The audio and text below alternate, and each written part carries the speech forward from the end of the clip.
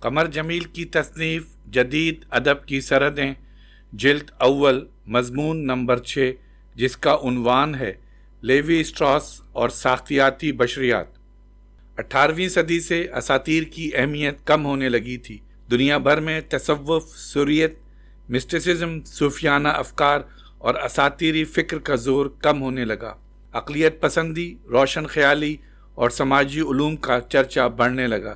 بطلیموس کا نظریہ 1400 سال کے بعد باطل ٹھہرا اور کوپرنیکس نے یہ ثابت کر دیا کہ زمین ساکن نہیں ہے اور روزانہ ایک بار اپنے محور پر اور سال میں ایک مرتبہ سورج کے گرد گھومتی ہے۔ کیپلر کے دونوں قانون رائج ہو گئے۔ پہلے قانون کا مطلب یہ تھا کہ سیاروں کے محور گول نہیں بیضوی ہیں اور ان کا ایک رخ سورج کی طرف ہے۔ دوسرا قانون یہ تھا کہ سیاروں کی رفتار سورج سے قربت اور دوری کی بنیاد پر بدلتی رہتی ہے۔ طبعی دنیا ہی میں نہیں، فرد اور معاشرے کے بارے میں انسانی علوم میں بھی بڑی تبدیلیاں آئیں۔ معاشیات، نفسیات اور عمرانیات میں بڑی پیش رفت ہوئی۔ نفسیات میں فرائڈ اور یونگ، ساختیات میں سوسیئر اور علم البشریات میں ٹیلر، فریزر اور درخیم کے بعد لیوی اسٹراس نے اس پیش رفت میں حصہ لیا۔ لیوی اسٹراس سے زیادہ شہرت کسی ماہر عمرانیات کو نہیں ملی، لیکن کسی ماہر علم بشریات کی فکر بھی اتنی پیچیدہ نہیں ہے جتنی لیوی اسٹراس کی فکر۔ اس شہرت کا سب سے بڑا سبب یہ ہے کہ اس نے اساطیر پر بہت گہرا کام کیا ہے۔ اس نے سوسیئر کی ساختیات کا اطلاق علم البشریات پر کیا۔ لیوی اسٹراس نے اساطیر کے علاوہ رسوم و رواج، تہوار اور خور و نوش کے بارے میں بھی اپنے افکار کو مرتب کیا۔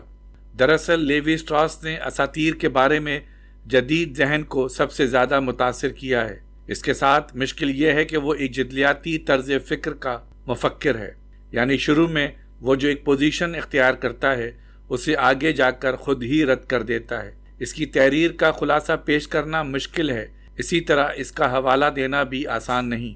وہ فرانسیسی مزاج کی ادائیت سے کام لیتا ہے جس کے پیچھے ایک طنزیہ جھلک بھی نظر آتی رہتی ہے۔ لیوی اسٹراس کی جدلیات میں استہزائیہ جملے بھی ہوتے ہیں، مذاق بھی ہوتا ہے اور ایسا سیدھا سادہ انداز بھی ہوتا ہے جس کے ساتھ اس کی طنزیہ مسکراہٹ بھی جھلکتی رہتی ہے۔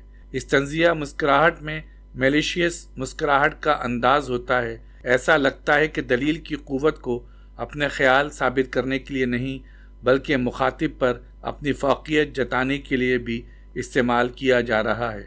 وہ چاہتا ہے کہ اس کے سامعین اس کی مخالفت کریں اور اس طرح وہ انہیں موضوع کی فکر انگیز الجھنوں میں گھسیٹ کر لے آئے۔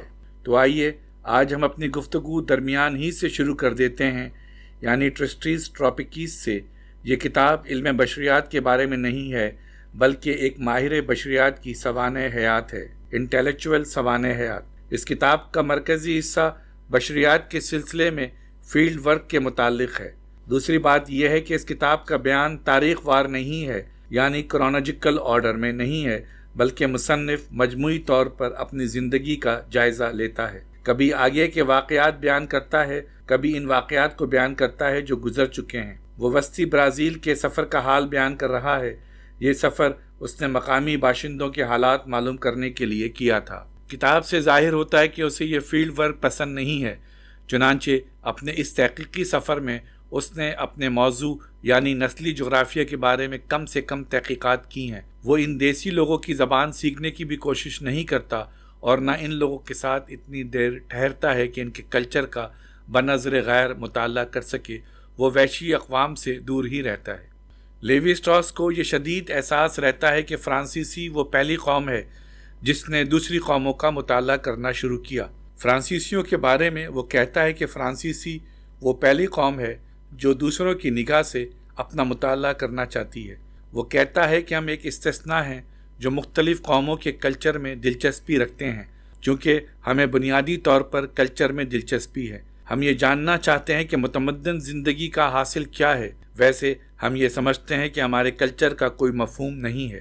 مختلف کلچروں کے تصادم میں یہ واضح طور پر نظر آتا ہے کہ کلچر میں دلچسپی لینا ہی کلچر کے مسئلے کا واحد حل ہے۔ لیوی اسٹراس نے فرانسیسیوں کے سلسلے میں کہا ہے کہ ہمارے اپنے کلچر سے بہت زیادہ دلچسپی نہ رکھنا ہی ہمیں کلچر کے سلسلے میں تعصبات سے آزاد ہونے میں مدد دے گا، اور اس کی وجہ سے یہ امکان پیدا ہو جاتا ہے کہ ہم ایک سمجھ میں آنے والی حقیقت سے دلچسپی لے سکیں اور اس طرح ہم تاریخ میں پہلی بار نیچر سے مطابقت پیدا کر سکیں گے اور اس طرح ہماری زندگی کی بنیاد معقول حقیقتوں پر رکھی جا سکے گی۔ لیوی اسٹراس کہتا ہے کہ اس طرح سے ہمارے خیال میں ماہر بشریات ہی جدید زمانے کا ہیرو ہے، گویا خود لیوی اسٹراس ہی اپنے آپ کو جدید زمانے کا ہیرو سمجھتا ہے۔ لیوی اسٹراس کہتا ہے کہ ٹرسٹریز ٹراپیکیز ہی وہ واحد کتاب ہے جس سے بہتر کتاب کوئی ماہر بشریات کبھی لکھ نہیں سکا ہے۔ حالانکہ حقیقت یہ ہے کہ لیوی اسٹراس کی اصل ساختیاتی بشریات کے نظریات جن کتابوں سے ظاہر ہوتے ہیں ان میں دو قسم کی کتابیں ہیں۔ ایک تو وہ کتابیں ہیں جن میں قرابت داری اور ٹوٹزم کے مسائل ہیں۔ ٹوٹزم سے مراد وہ تشخص ہے جو مختلف وحشی قومیں کسی پودے یا جانور کو نشان یا قومی تشخص سمجھ کر اپنا لیتی ہیں، جیسے شمال مغربی امریکہ کے کسی قبیلے نے کسی حیوان یا پودے وغیرہ کو اپنی کسی باطنی تعلق کی وجہ سے اپنا نشان بنا لیا ہو یا اس کو تشخص کے لیے اپنی علامت بنا لیا ہو۔ ٹوٹوازم کے علاوہ رسوم و رواج، تہوار اور خور و نوش کے مسائل ہیں۔ دوسری قسم کی کتابیں وہ ہیں جن میں اساطیر کا مطالعہ کیا، یعنی اساطیری کہانیوں کے سسٹم کا مطالعہ، اور صرف اساطیر کے سسٹم کا ہی نہیں بلکہ قرابت داری کے سسٹم کا بھی، اور ان میں سے ہر ایک سسٹم کی اکائیوں کے باہمی رابطے کو دریافت کرنے کی بھی کوشش ہے۔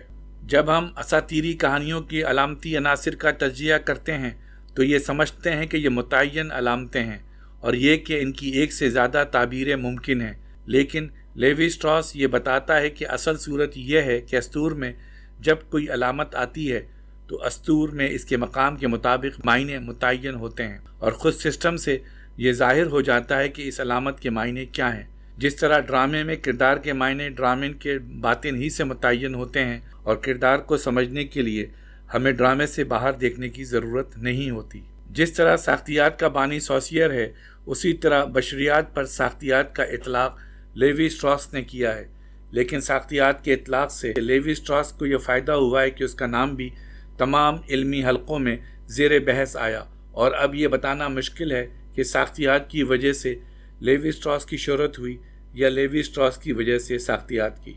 لیوی اسٹراس 1908 میں پیدا ہوا تھا اور پیرس ہی میں اس کی ابتدائی تعلیم ہوئی۔ وہ 1935 سے 1939 تک برازیل کی یونیورسٹی ساؤ پاؤلو میں پڑھاتا رہا اور وہیں اس نے علم بشریات پر تحقیقات کی، اور پھر 1959 میں وہ کالج ڈی فرانس میں سماجی علم بشریات کا پروفیسر مقرر ہوا۔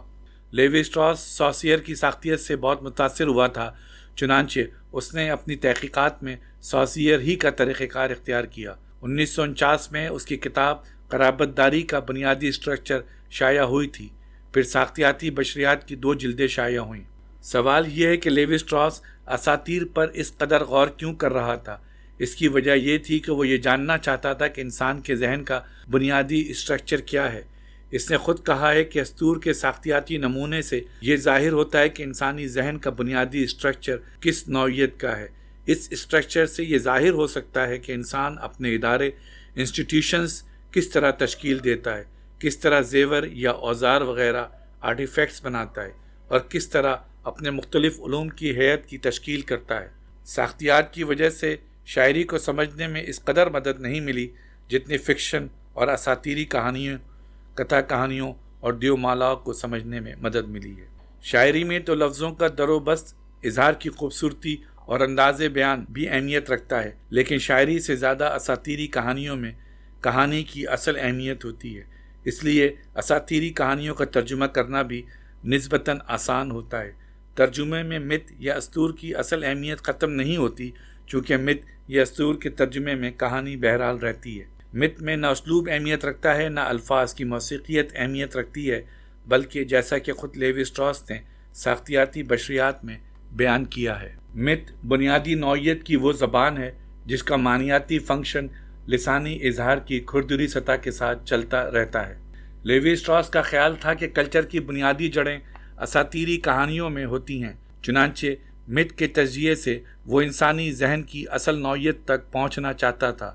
لیوی اسٹراس کا خیال تھا کہ انسان کی سماجی زندگی کی مختلف جہتوں کو، یعنی مذہب، آرٹ وغیرہ کو ان طریقوں سے سمجھا جا سکتا ہے جو جدید لسانیت کی دریافتیں ہیں۔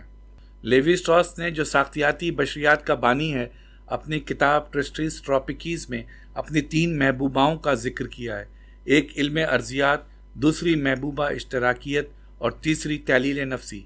محبوباؤں سے مراد تخلیقی تحریک یعنی انسپریشن کے ماخذ ہیں۔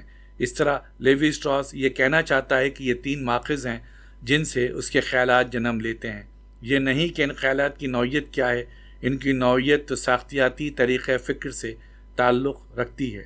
اس کی کتابوں میں موضوعات کا انتخاب، مثالیں، حوالے اور موازنے کے نکات سب غیر روایتی ہیں۔ اس کی کتابوں کے اشاریے سریلزم سے متاثر معلوم ہوتے ہیں۔ اس کے ابواب کے عنوانات اور اساطیر کی کتابوں پر اس کے ابواب کی تنظیم تحقیقی مقالے کی بجائے موسیقی کی کمپوزیشن معلوم ہوتی ہے، جس میں سونیٹا اور فینیلے جیسے الفاظ بھی ملتے ہیں۔ سونیٹا پیانو کے ایسے راگ کو کہتے ہیں جس میں کئی گتیں ہوتی ہیں لیکن سب گتوں کا سر ایک سا ہوتا ہے، اور فینیلے کہتے ہیں اس گت یا دھن کو جو پیرا کے آخر میں بجائی جاتی ہے۔ اس کے علاوہ اوورٹیور کا لفظ بھی آتا ہے جو گیت کے آغاز کو کہتے ہیں۔ پھر سمفنی کا ذکر بھی آتا ہے جو سروں کے میل کو کہتے ہیں، یا ایسے خاص نغمے کو کہتے ہیں جس میں کئی خاص گتیں ایک ساتھ ہوتی ہیں۔ لیوی اسٹراس نے اسلوب کی اس ندرت کے ساتھ ثنائے بدائے کو بھی بڑی خوبصورتی سے استعمال کیا ہے۔ اس کی وجہ یہ ہے کہ لیوی اسٹراس میں تجرید کی صلاحیت کے ساتھ ساتھ ثنائے بدائی کی بھی صلاحیت تھی۔ وہ ٹھوس چیزوں کو اکثر تجریدی خیالات میں تبدیل کر دیتا ہے یا انہیں مجاز مرسل کے طور پر استعمال کرتا ہے۔ لیوی اسٹراس کہتا ہے کہ شادی بیاہ کے قواعد اور قرابت داری کے سسٹم کو ایک طرح کی زبان سمجھنا چاہیے، ایسی زبان جس کے درمیان افراد اور گروہوں کے بیچ ایک خاص قسم کا ابلاغ قائم ہوتا ہے، جس میں خواتین بیچ بچاؤ کرنے والیوں کی طرح ہوتی ہیں۔ قبیلوں، خاندانوں، جتھوں اور فرقوں کے درمیان یہ خواتین گردش میں رہتی ہیں، جس طرح کسی مخصوص گروپ کے الفاظ گردش میں رہتے ہیں۔ وہ اپنی کتاب قرابت داری کے بنیادی اسٹرکچر میں کہتا ہے کہ عورتوں کی گردش سرکولیشن قرابت داری میں مرکزی اہمیت رکھتی ہے۔ لیوی اسٹراس کے مطابق بولنے والوں کی زبان ایک عدد کی حیثیت رکھتی ہے جو صرف یہ ظاہر کر سکتا ہے کہ کیا پیغام دیا جا رہا ہے۔ اس کے برعکس شادی بیاہ کا نظام ایک نیٹ ورک کی حیثیت رکھتا ہے جس سے یہ ظاہر ہوتا ہے کہ کون سے ذرائع عورتوں کی سرکولیشن کے لیے کھلے ہوئے ہیں۔ عورتوں کا مقصد حیاتیاتی طور پر تخلیق نو کرتے رہنا ہے۔ لیوی اسٹراس کی سب سے مشہور کتاب اسٹرکچرل اینتھروپولوجی ہے۔ اسی میں اس کا مضمون قرابت داری کا بنیادی اسٹرکچر بھی شامل ہے۔ اس کے بعد اس کی 2 کتابیں شائع ہوئیں، دا ٹوٹمزم اور دا سیویج مائنڈ۔ یہ دونوں کتابیں 1964 میں شائع ہوئی تھیں۔ اس کے بعد مائتھولوجیکیز کی 4 جلدیں شائع ہوئیں۔ سیویج مائنڈ کے آغاز ہی میں لیوی اسٹراس کہتا ہے کہ یہ سمجھنا غلط ہے کہ وحشی قومیں تجریدی فکر کی صلاحیت نہیں رکھتیں۔ دوسرے ماہرین بشریات کا بھی خیال ہے کہ وحشی قومیں اخلاقی اور مابعد الطبیعاتی تصورات رکھتی ہیں۔ لیوی اسٹراس نے اپنے خیال کی تائید میں شمال مغربی امریکہ کی چنوک زبان سے مثال دی ہے۔ مثلاً اس خیال کو کہ ایک برے آدمی نے غریب بچے کو قتل کر ڈالا چنوک زبان میں اس طرح ادا کیا جاتا ہے کہ انسان کی خرابی نے بچے کے افلاس کو مار ڈالا۔ لیوی اسٹراس کی کتاب سیویج مائنڈ سے مراد وہ ذہن ہے جو سوچنے میں کسی قسم کی مدد حاصل نہیں کرتا، مثلاً تحریر وغیرہ کی مدد نہیں لیتا۔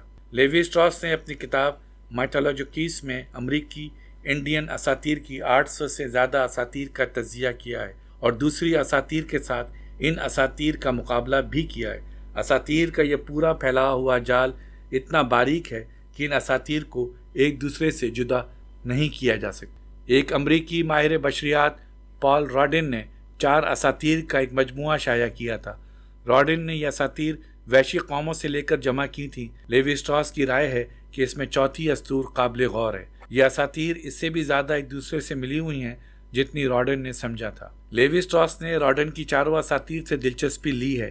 اس میں چوتھی اسطور دوسری تینوں اساطیر سے بہت مختلف ہے، اتنی مختلف کہ پہلی نگاہ میں ایسا لگتا ہے کہ اس اسطور کا تعلق باقی تینوں اساطیر سے کچھ نہیں ہے، لیکن حقیقتاً ایسا نہیں ہے۔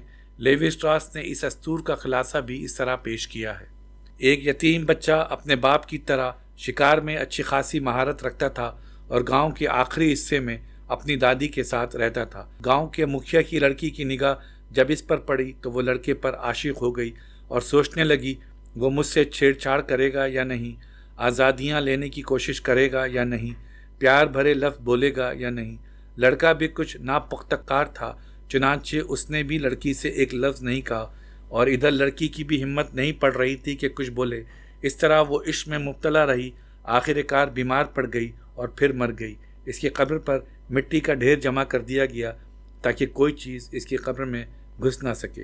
بیٹی کے غم میں گاؤں کے مکھیا نے فیصلہ کیا کہ وہ تمام گاؤں والوں کو لے کر ایسی جگہ چلا جائے جو کئی دنوں کے فاصلے پر واقع ہو، لیکن وہ یتیم لڑکا گاؤں کے مکھیا کے ساتھ نہیں جانا چاہتا تھا، چونکہ اس کا خیال تھا کہ وہاں شکار خاصا نہیں ہوگا۔ چنانچہ مکھیا کی اجازت سے وہ لڑکا اپنی دادی کے ساتھ مکھیا کی لڑکی کی قبر کی دیکھ بھال کرنے کے لیے گاؤں ہی میں ٹھہر گیا۔ جانے سے پہلے مکھیا نے اپنے گھر کے فرش پر مٹی پوت دی تھی تاکہ فرش گرم رہے۔ وہ یتیم لڑکا چونکہ اپنے جانور زیادہ دور لے کر نہیں جا سکتا تھا، اس لیے قرب و جوار ہی میں شکار کرتا رہا، یہاں تک کہ اس نے اپنے پرانے گاؤں کا رخ بھی نہیں کیا۔ ایک دن وہ اپنے زخمی شکار کا معمول سے زیادہ دیر تک تعاقب کر کے گھر لوٹ رہا تھا کہ اس نے مکھیا کے گھر میں روشنی دیکھی۔